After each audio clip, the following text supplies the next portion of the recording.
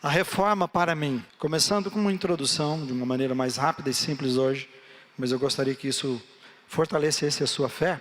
Meu desejo com essa palavra hoje, já no início quero deixar claro a você, é que eu espero que ao final do sermão você tenha entendido como é que você se encaixa e o que você precisa fazer para ser usado por Deus, com base nisso que aconteceu há 500 anos e que recoa e até hoje ressoa e que deve desafiar o nosso coração para vivermos cada vez mais dependentes de Deus, né? Então eu não poderia deixar de forma nenhuma passar.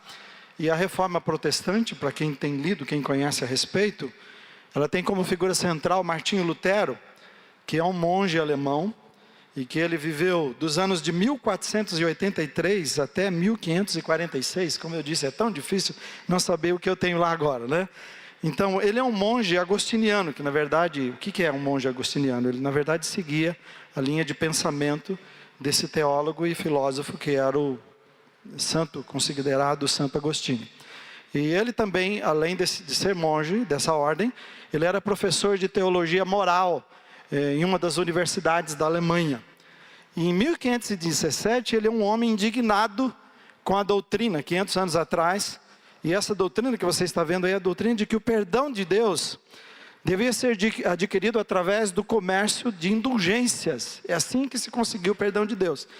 Então é por isso que ele escreve 95 teses, mas ele já tinha algum tempo atrás escrevido 97 teses, então essas não são as primeiras, e eram afixadas para disputa e as pessoas discorrerem a respeito. Mas o que é interessante sobre essa indignação dele e essas 95 teses, é que uma época que não tem nem WhatsApp, nem Facebook, como nós temos hoje, ela viralizou. Tem muita gente que quer fazer alguma coisa para viralizar. Ele não esperava isso, mas isso viralizou. E isso, na época, e alcançou o mundo. E essa reforma, então, foi criando impacto em todos os lugares. Eu disse que ele é o principal, porque ele não é o único, mas começa com ele. Então, na época, e falando, então, do que acontecia na época de Lutero, o abuso da igreja era tanto, e qualquer semelhança com coisas que você vê hoje, e deixa eu dizer, quando eu usar o nome da igreja católica, eu não estou falando de não quero em nenhum momento falar dela, porque nós também vamos falar de nós. É que é a história, é o que aconteceu, e por isso nos tornamos protestantes contra aquilo.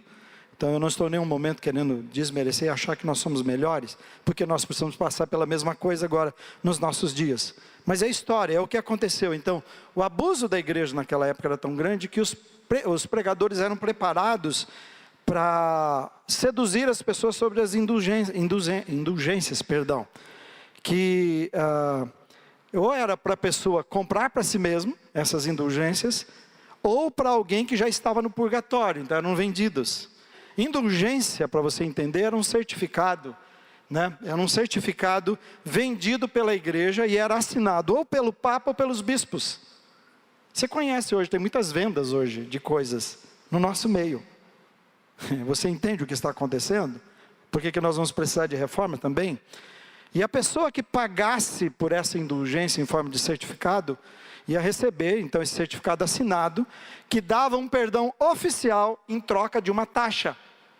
Pagou a taxa, você recebe um certificado, você tem perdão oficial.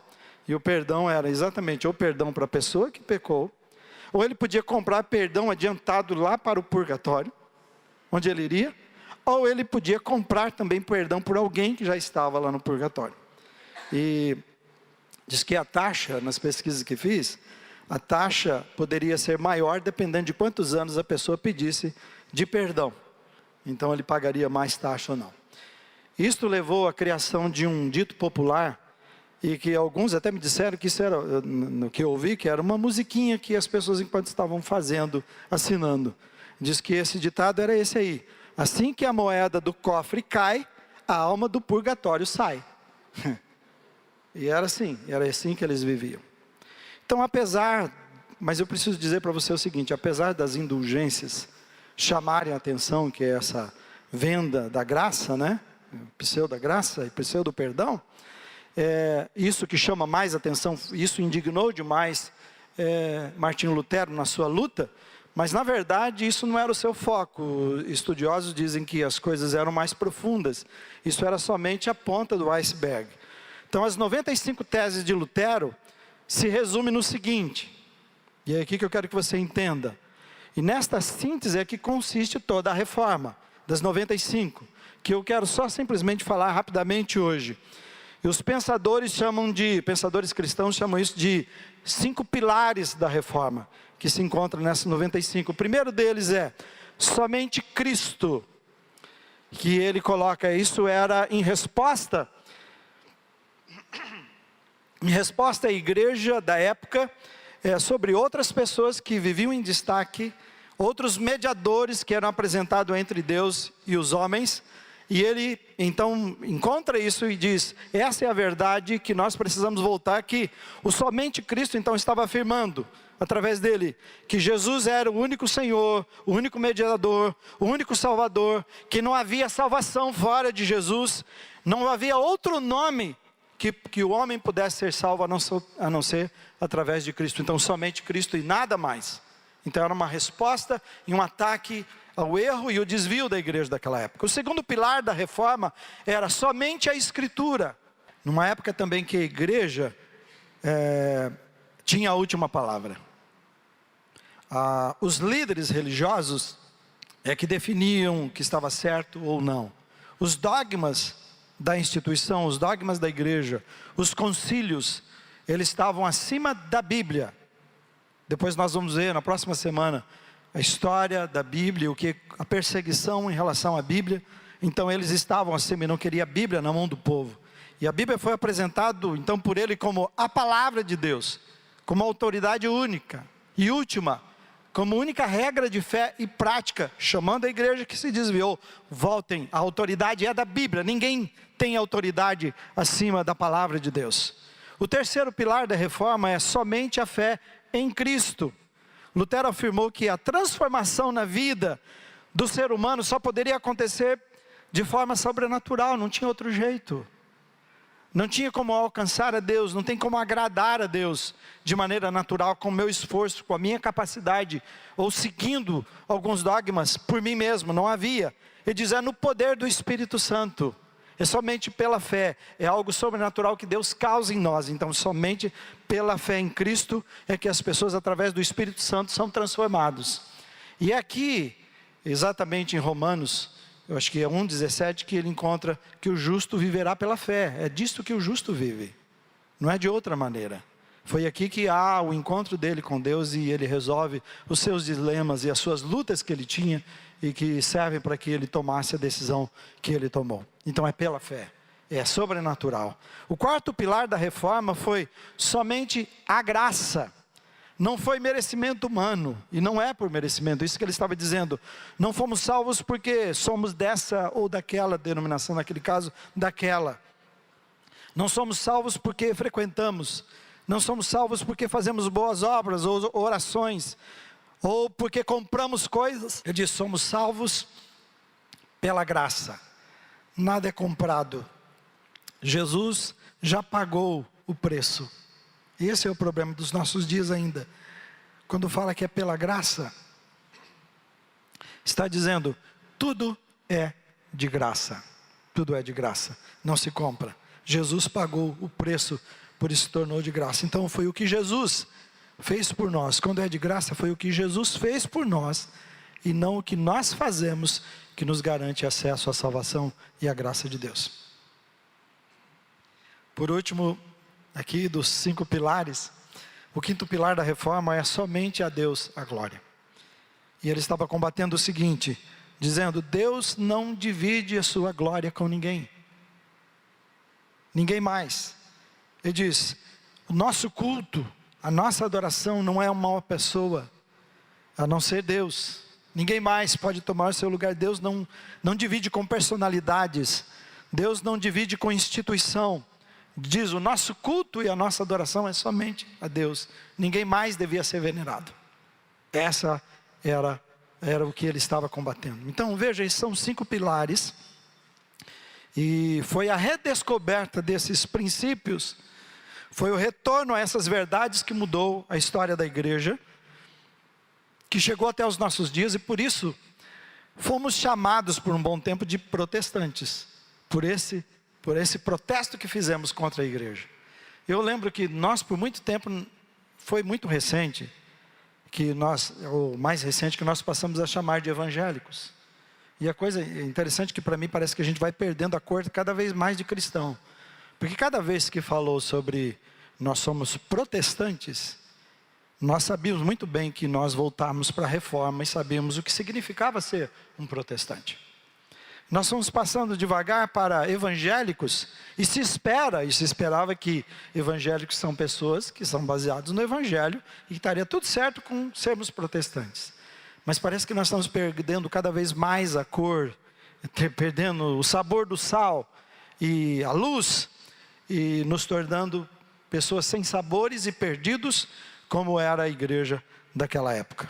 Então, em nossos dias, a graça, você pode ver, quando eu olho para esses 5 princípios e olhando as igrejas dos nossos dias, esses pilares, eu vejo que Jesus, a graça, a Bíblia, a glória de Deus, tudo isso tem sido esquecido e substituído por falsas soluções, por artifícios.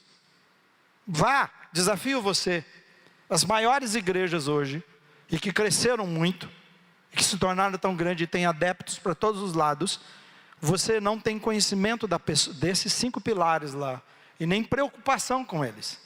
A única coisa que dá uma certa ênfase é falando que você precisa ter fé. Mas quando você vai olhar sobre a fé, o que estão falando, não é a fé bíblica. Não é a fé que depende de Deus.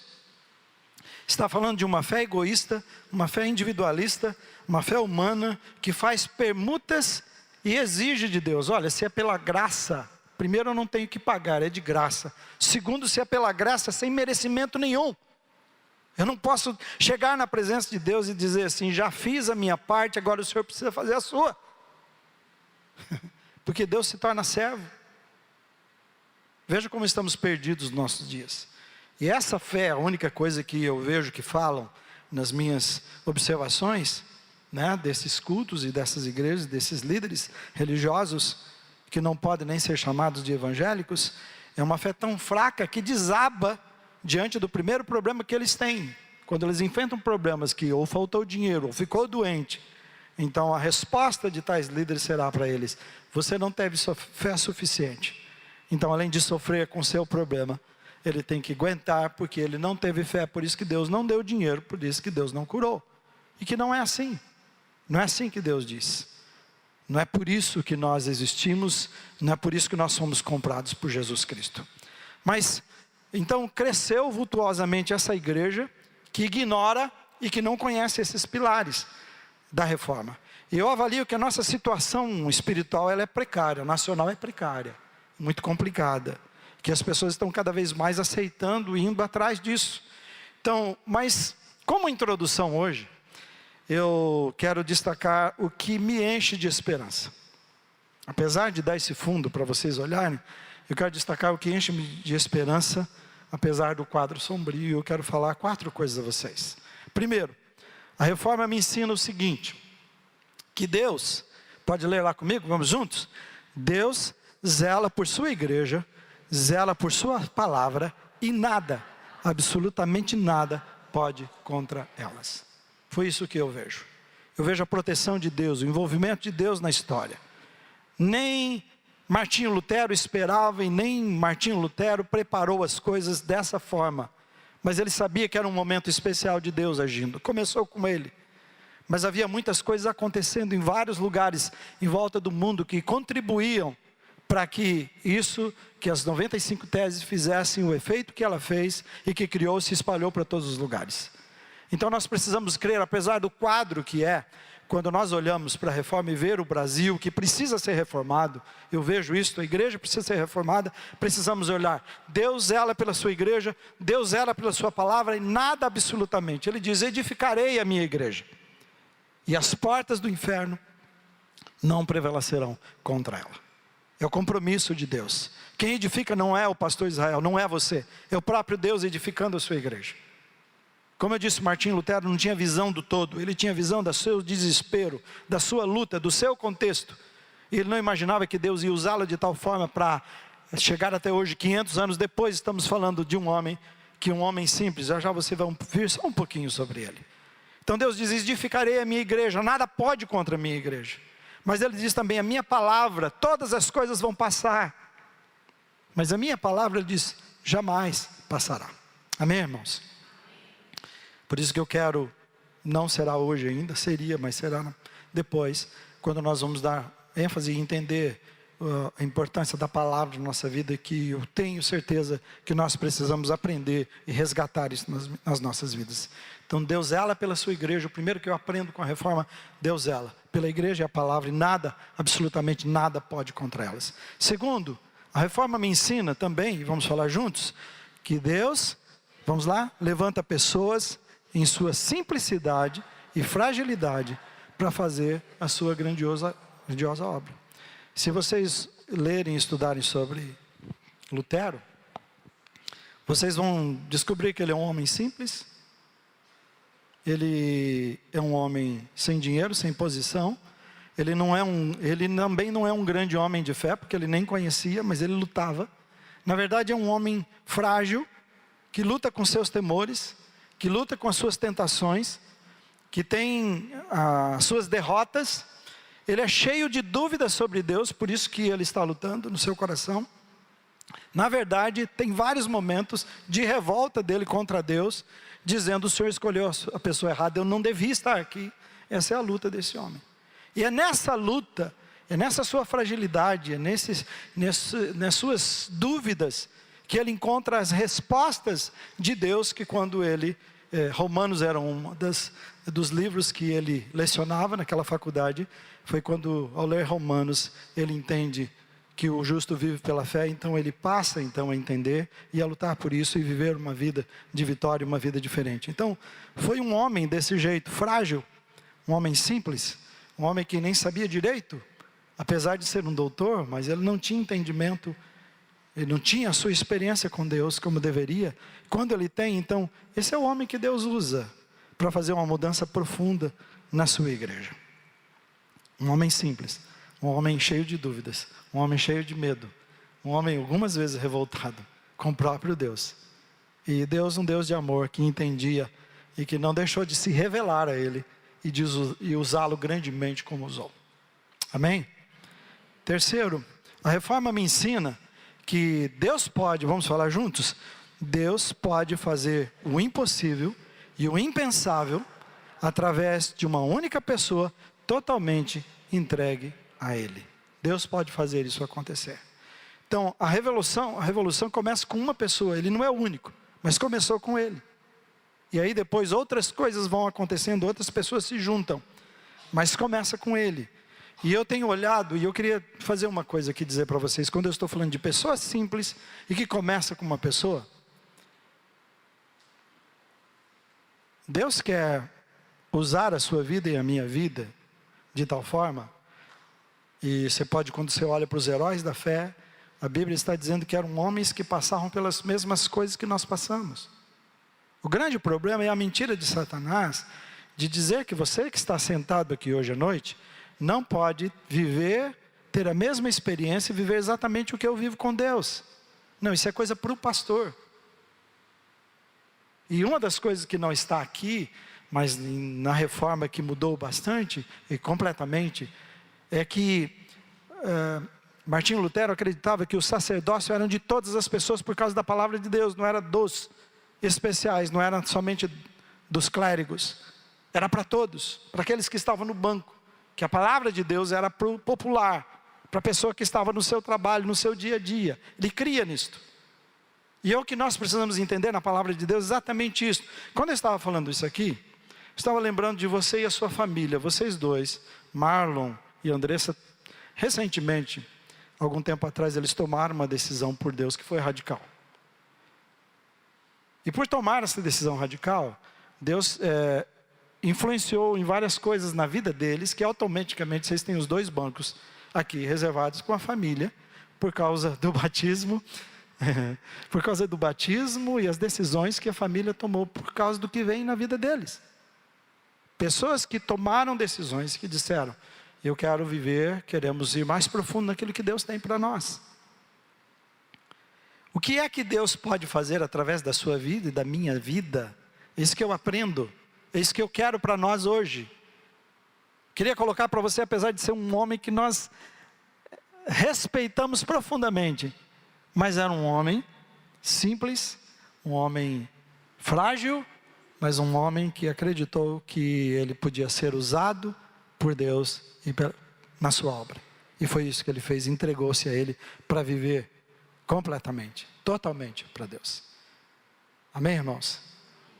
E isso está dizendo que você e eu, cada um de vocês que estão aqui hoje à noite, cada um de nós que estamos aqui fomos chamados.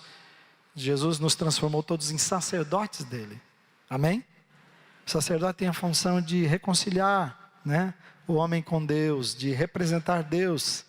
Era isso que ele fazia, de representar Deus, de servir a Deus, de servir ao Senhor. É isso que nós fazemos no dia a dia, quando servimos ao Senhor, juntos. É isso que nós fazemos como sacerdotes. Então Deus nos chama para servi-lo com todo o coração, com toda a alma, e experimentarmos o máximo que Ele tem para as nossas vidas. É isso que eu aprendo. Deus pode fazer o impossível e o impensável através de uma única pessoa. E essa única pessoa tem o seu nome. Amém? Ele tinha uma busca que era incessante. Ele tinha um desejo insaciável por Deus. O seu desejo era de conhecer, de entender e de viver com excelência para Deus. É isso que ele queria. Então Deus o usou como instrumento nas suas mãos. É preciso no seu coração, no meu coração termos isso. Quarto e último, a reforma me ensina que tudo, vamos falar juntos? Tudo o que necessitamos para a vida está somente em Deus e a sua palavra e nada mais. Porque se você olhar para os 5 pilares, é isso que você vai ver. Deus e a palavra é suficiente. Nós encontramos Cristo, a graça, encontramos Deus, o adoramos, o servimos. É na palavra de Deus que nós encontramos tudo o que precisamos para a nossa vida. Efésios capítulo 1 está dizendo assim, que todos os recursos que nós precisamos, todos os recursos que você e eu precisamos para viver a vida de vitória, a vida de santidade, que Deus comprou para nós, tudo que nós precisamos para viver essa vida nova, diz que nós temos esses recursos em Jesus Cristo. Não falta nada para a sua vida, não falta nada para a minha vida, a não ser a mentira de Satanás que diz que temos que nos prostrar e somos vencidos diante das lutas e dos pecados, mas ele diz tudo que nós necessitamos, Deus já deu em Jesus Cristo. Então ele diz, nós fomos chamados, nós fomos comprados, nós fomos resgatados para viver uma nova vida. Nós fomos chamados e comprados para sermos, ele diz assim, super vitoriosos em todas as coisas. Onde que nós nos esquecemos? Quando foi que nos esquecemos disso? Você vive uma luta na sua vida com o pecado? Você vive luta com qualquer coisa na sua vida? Jesus está dizendo assim, tudo o que você precisa, eu conquistei na cruz e faço de você mais que vitorioso no meu nome, no meu poder. O que nós precisamos é depender dele. Nós somos chamados não para viver uma vida apagada, insossa. Nós somos chamados para viver uma vida de sal e luz. Luz que brilha, vida que tem sabor, que cria impacto na vida das pessoas. É para isso que nós somos chamados. É isso que me ensina. Nós somos comprados e tudo que nós precisamos nós encontramos em Deus e na sua palavra. Por isso diz, somente Jesus, somente as Escrituras, somente a fé, somente a graça, somente a glória a Deus. Somente. É o que precisamos na nossa vida para vivermos a vida abundante que Jesus comprou para nós. Como eu disse, isso aqui é somente um cafezinho para a gente começar a conversar nos próximos domingos, um pouco mais sobre o que Deus tem para todos nós. Amém? Para você só ter uma visão geral. Mas eu queria fazer o seguinte, você antes de nós irmos encerrarmos esse momento do sermão. A reforma para você significa o quê? Quando você ouve essa palavra. Eu disse do significado para mim. Eu posso pensar em 3 coisas para você. Primeiramente, você está envolvido com a força mais poderosa da face da terra, que é a igreja de Jesus Cristo. Amém, irmãos? Você não está num clubinho. Você não está num partido político. Você não está numa empresa forte, rica. Você está no reino de Deus, onde você é chamado de filho de Deus, de pequeno Cristo, onde você tem acesso a tudo o que Jesus Cristo, o Filho de Deus, herança de tudo que Deus planejou em Jesus, de todo o que Jesus tem, nós temos acesso, nos pertence, porque somos filhos de Deus e somos herdeiros com Jesus Cristo. Então você está envolvido não com uma coisa qualquer. Por isso não podemos tratar a igreja e a nossa vida espiritual de qualquer maneira. Você está envolvido com a força mais poderosa na face da terra. Força poderosa quando Deus diz assim: o que ligar na terra será ligado no céu. Aquilo que dois concordarem aqui será feito no céu. Deus deu essa autoridade a nós. Nós precisamos crer nisto. Por isso, quando oramos pela sua família, quando oramos pelas suas finanças, quando oramos pela sua vida física e espiritual, nós cremos que Deus está nos ouvindo, porque Deus está presente aqui, essa é a igreja dele. Amém, irmãos? Segunda coisa que eu entendo que você deveria pensar, que Deus espera uma entrega completa da sua vida. Quando Jesus fala com um rico, ele diz assim: eu tenho guardado todos os mandamentos. Desde a minha infância, Jesus adorou aquilo. Que bom, então te falta uma coisa. E aquela única coisa, apesar de seguir tudo corretamente, o impediu de experimentar o melhor de Deus na vida. Uma pergunta que você precisa fazer nesta noite: qual é a coisa, a única coisa?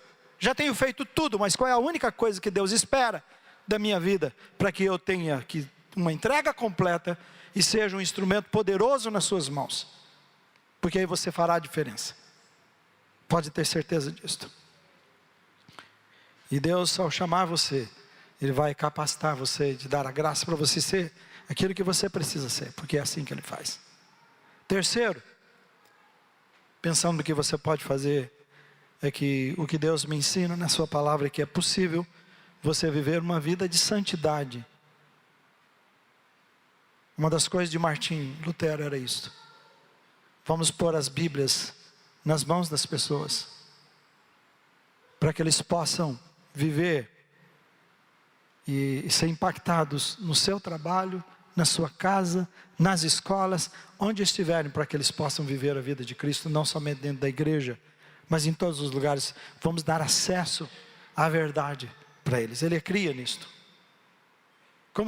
Foi para isso que Jesus nos resgatou, para vivermos a sua santidade e criar impacto. Se uma decisão que eles tomaram